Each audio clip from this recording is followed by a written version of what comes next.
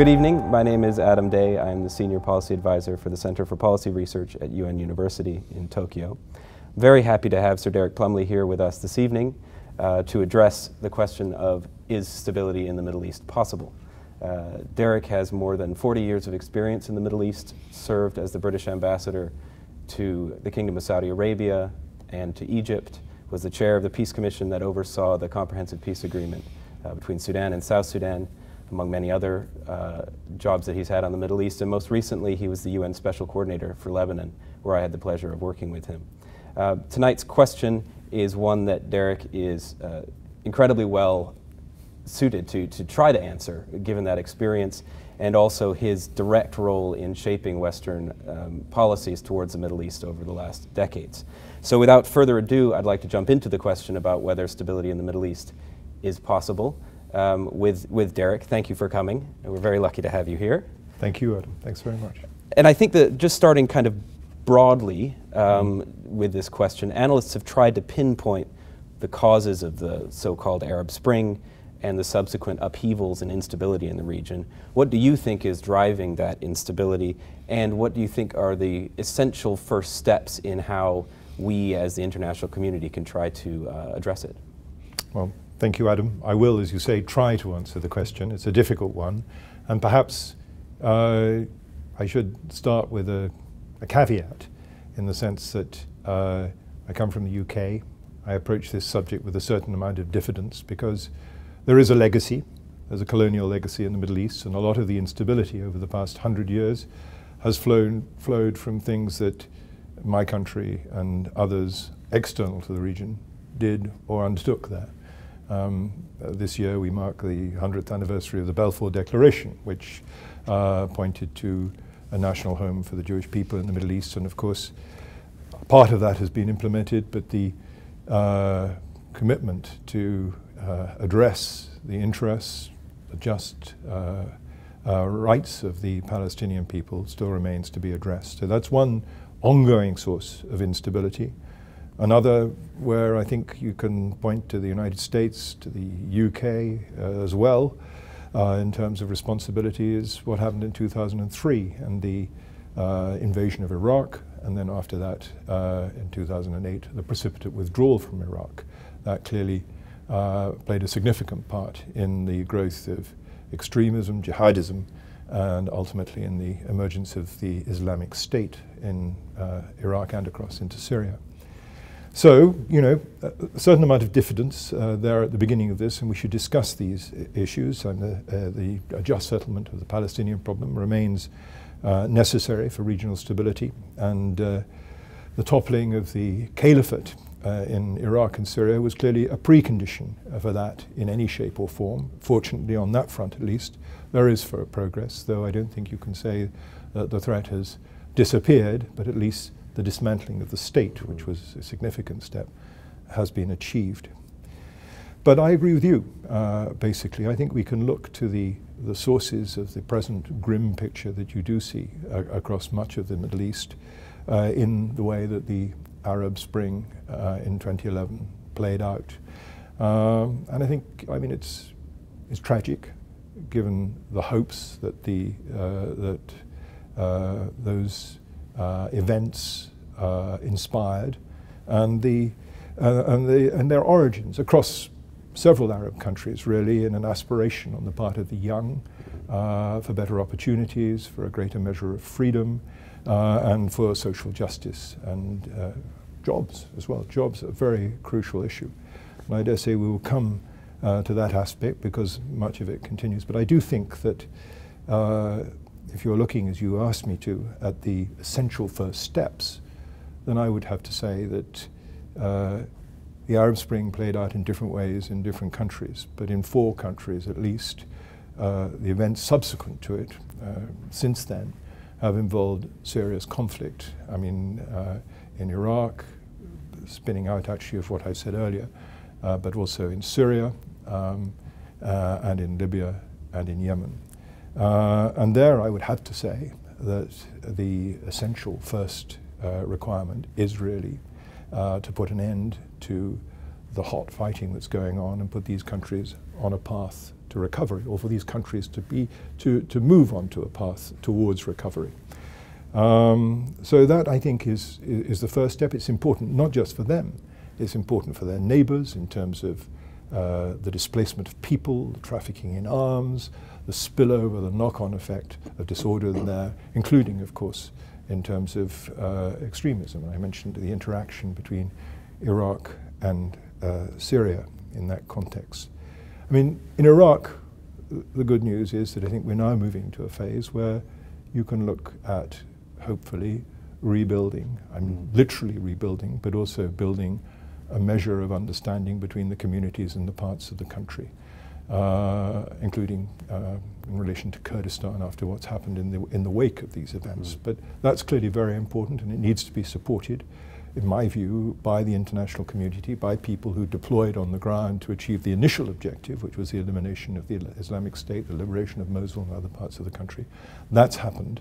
But beyond that, you need support, both assistance and political support in the phase ahead, not sort of pulling back. This is not the time to do that. There are other dangers there. There are still threats. And of course, I mean, this is put, we'll come to it, I'm sure. The role of Iran in the region is something that's often talked about.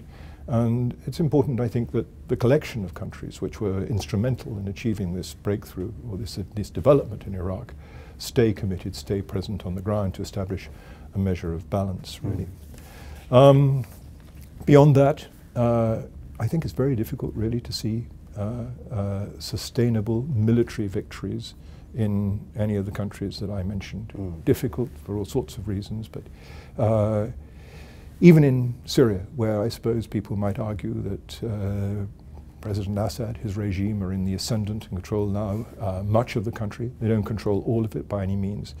And after 500,000 people have been killed, half the population have either been displaced or become refugees, the burden of resentment, the opportunity for further strife, I think, remains very great unless there is a reasonable political settlement into which the vast majority of the country can buy in.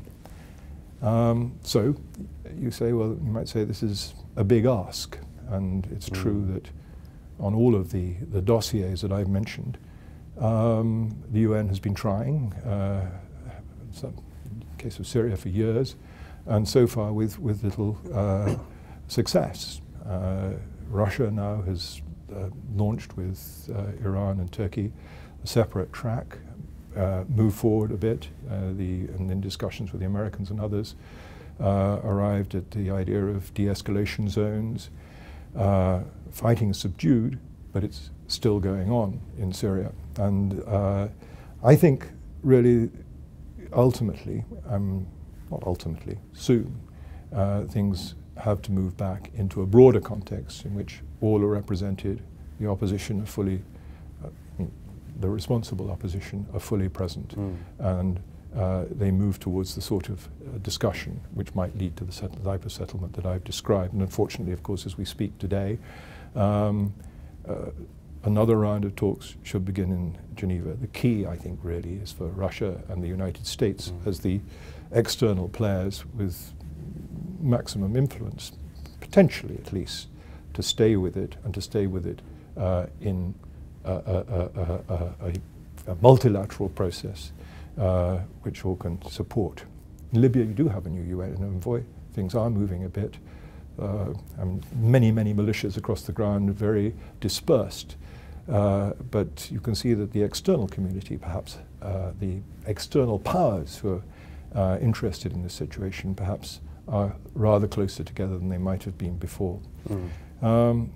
Really worrying, I think, is Yemen, frankly, of all these conflicts, if we take these as the essential first step, because there isn't really an active process at the present moment, and you do have extreme suffering in terms of, well, you know the statistics, the reports about malnutrition, the spread of cholera and so on, and the human suffering that it's produced, and also the militias, the proliferation of militias and fighting forces and groups on the grounds, the disintegration of what was already a very fragile state. So, I mean, the moment has to come, and I hope very soon, when already I know the blockade, the move towards a lifting of the blockade, that's important. We need to move beyond that, I think. I mean, Saudi Arabia certainly needs to have assurance as regards its own security, and the issues on its border with Yemen and the attacks from the Houthis and their allies across the border, rockets recently, these are very serious. But to move through probably direct discussions between them, mediated perhaps, but support by a neighbour. Oman's always been playing an important part in this, the UN, but direct between them, and then a broader discussion between all the many, many players in Yemen after a ceasefire, between these two principal players as to where the country is going to end up. Those, I would say, are the key key steps that need to be undertaken. Big ask, but it's perhaps the most pressing. Thanks, Derek. I think you've given us a huge amount to think about in that initial response. And in particular, many of the conflicts that you mentioned, Yemen, Iraq, and Syria, there seems to be a common thread, which is the dynamic between Saudi Arabia and Iran. And without reducing it to just that conflict, I was wondering if you could expand a bit about how that dynamic has changed over recent years and how that might impact the prospects for stability in some of those conflicts. Well, it goes back in a way to '79 and the Iranian Revolution and the mutual fears that emerged from that in the Iran-Iraq War. But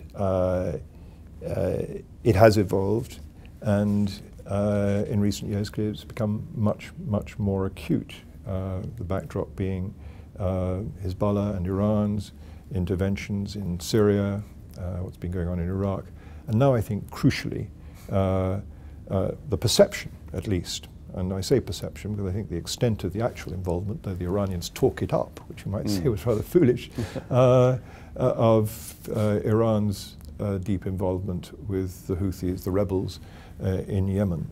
And that has really sparked an acute, sharp upgrading, it seems to me, of the rhetoric on the Saudi side, and it's reciprocated to some extent on the Iranian side. And I think it is, exactly as you suggest, dangerous. I don't think it necessarily leads into war directly, but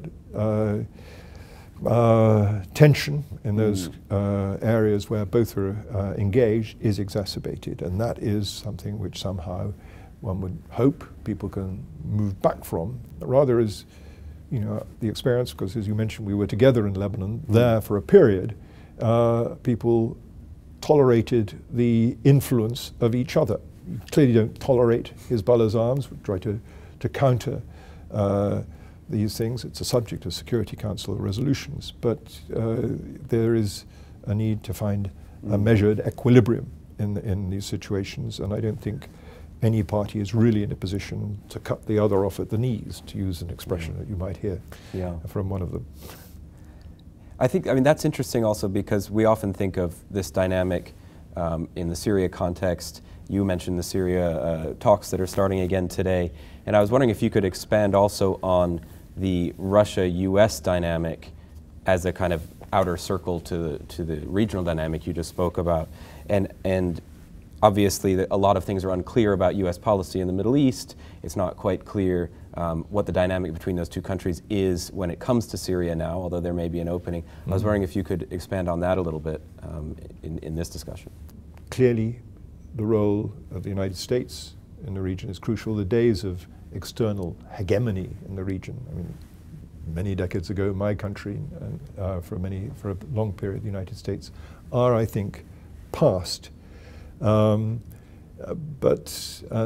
during the presidencies of President Bush, President Obama, because of actions taken, or not taken actually, there was a diminution in trust on the part of some Arab governments, I think, looking at what had happened during the Arab Spring, particularly, in the United States. And also, I mean, President Obama himself articulated it quite clearly. You could say that US interests in the region had narrowed because the dependence on oil was not what it was, just for one, to name but one thing. Nonetheless, the United States' presence in the region, from where I sit, is very important. The US and its partners maintain maybe 50,000 personnel in the Gulf. It's key to Gulf security, I think, and of course has been key to the struggle against Islamic State. So that's important. Russia has, as a result of the hesitation of the United States in respect of Syria, come again to play a really crucial role, it seems to me, in Syria. Whatever you think of the way it's the campaign that was conducted, clearly now its role is very important, and it's won, I think, a sort of a rather grudging respect, even from governments across the region who disagree profoundly with the cause that the Russian government was supporting. So both have vital roles, I think, in trying to move things towards a more stable situation in the region, as do the Europeans, who probably will end up picking up a large part of the tab if we get to that point in terms of reconstruction and rebuilding, along with the United States and other members of the international community, and who actually are most directly affected in terms of the refugee, the extremist problem, and so on, as being neighbors to the Middle East, to the region. Turning from the global and regional analysis to something more internal to the Middle East, in your opening remarks you mentioned some of the governance-related issues that maybe have driven the Arab Spring and some of the factors driving instability in the Middle East. I was wondering if you could talk a bit more about those, in particular countries like Egypt and Saudi Arabia, which may be taking a fairly autocratic approach in terms of rights, but at the same time may be doing fairly progressive economic programs that may help alleviate some of these issues. How do you think those internal socioeconomic factors are driving this issue of stability or instability in the region? Well, you're right. The issues of governance, of economic management, job opportunities, which were present and informed the Arab Spring, are still there. In many places they've got worse because of the lack of order in the country and lost economic growth. Basically, Egypt is a good example over a period of 6 years. So the challenge is in a way greater. I think the good news is exactly as you mentioned. I mean, you've talked about these two the largest countries really in the Arab world, Saudi Arabia, I mean in terms of influence at least, and Egypt. And largest in terms of influence if things were actually to go wrong there. Negative influence, not just across the region, but globally. I think you are looking at, in both countries, at economic reform programs in particular, which are radical in a way that we haven't seen for many decades, really. I mean, in Egypt, the removal of subsidies, the floating of the pound, everything that's flowed from that, designed to free up the economy and hopefully create investment opportunities. And in Saudi Arabia, I mean, Prince Mohammed bin Salman and his Vision 2030 is genuinely groundbreaking. It doesn't take me to say this. This is undoubtedly true in terms of trying to move Saudi Arabia to a position where it will be able to enjoy the advanced standard of living to which it aspires when the economy has to move away from dependence on oil. This is absolutely essential. And it's coupled in Saudi Arabia with a program of social reform, really, which is equally radical. I mean, I was there very recently, and it is very interesting to see the enthusiasm, I think, of young people, particularly for this this message of moderate Islam and the spreading of women being able to drive, obviously example, but other things as well. The growth of entertainment and so on. This is meeting the aspirations of the young, and that's important. You're right. I mean, we are not moving forward on an agenda which I personally believe to be important in relation to individual rights and freedoms. That is true. Governments in the region are not very receptive to messages about that. People who feel strongly about it should be free, I think, to offer advice. That is important. If you're offering advice that actually speaks to a domestic agenda too, and there are voices within the countries concerned saying similar things. In Egypt, I can think of them. That's the way to go, I think. But these governments, Saudi Arabia, Egypt, are crucial to stability, and we must hope for their success. I mean, it's hard to mention Egypt without referring also to the attack last week in the Sinai, which is being considered one of the most serious terrorist acts in the country in a long time. Yeah. And it's often referred to in sectarian terms or in terms of ISIS's agenda in the Middle East. And I was wondering if you could describe how you think that kind of attack plays a role in the governance response by the Egyptian government, in how sectarian issues may play out in the coming period, and just what you think an event like that means for stability in the Middle East. Well, I think that the IS affiliate responsible for this, presumably the same organization responsible for attacks on Christian churches over the past year, numbers of dead, much less, but still mass attacks, and on police and security posts and so on. I think by doing what they've done to 235 people in a mosque, probably have alienated such opinion as might have been in any way sympathetic to their cause. In fact, I think Egypt is a very homogeneous society. I don't think their message, when directed at Coptic Christians, had quite the impact. Rather, the broad reaction was one of revulsion. But this really does put them, I would hope, beyond the pale of almost any reasonable opinion, any opinion within the country. But you know, how do you deal with it? How do you address it? This is a question of security strategy. And I mean, you know, a lot of people in Egypt are saying there is a need for a development strategy in Sinai as well to help basically isolate these people from the communities from which some of them at least come and in which they operate, largely in North Sinai. But that was a traumatic, terrible event, of course. Yeah. I have a long list of questions I could continue to ask you, and unfortunately we don't have time for them. So what I'd like to do actually just for the last question is to circle back to this original question, which is, do you think stability in the Middle East is possible at this moment in history?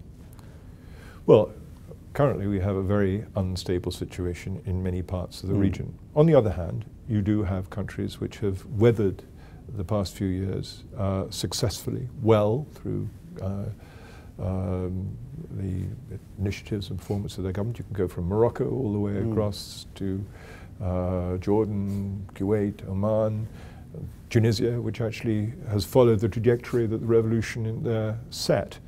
So I don't think people are doomed to failure, nor do I think we should assume that people in the Arab world who aspire to a better life, who have governments which are now trying to set out a path forward, will be doomed to more of this. We've talked a little bit about the sort of things that need to happen. In the first instance, I think a focus on these conflict situations and working, I think, to establish at least a measure of understanding between the key external players so that we're not fighting the expression that people use is proxy wars, but but I think it can be done. If the vision is 2030, it's in Saudi Arabia, by 2030 I hope that we can see a better situation, certainly. Well, Derek, I think what I take out of this conversation in part is obviously the very bleak picture and the real difficulties that are facing the region, but I think you've also pointed us in some of the directions where there is a possible future where things could stabilize, even in a situation like Syria or Yemen. And I think one of the great benefits of speaking to someone like you who's actually influenced policy on the ground is you are able to see how it has worked in the past. I think your experience in Lebanon, where you managed to bring the international community very much together around a common position, even when they were fractured everywhere else in the world, it speaks to the creative potential of diplomacy. And I think we've been really lucky to have some of the lessons that you've learned over those years, and hopefully something we can all draw on in the coming decades as we try to get to that Vision 2030 that you described. Thank you so much for joining us this evening. Thank you, Adam. That's very kind. Thank you.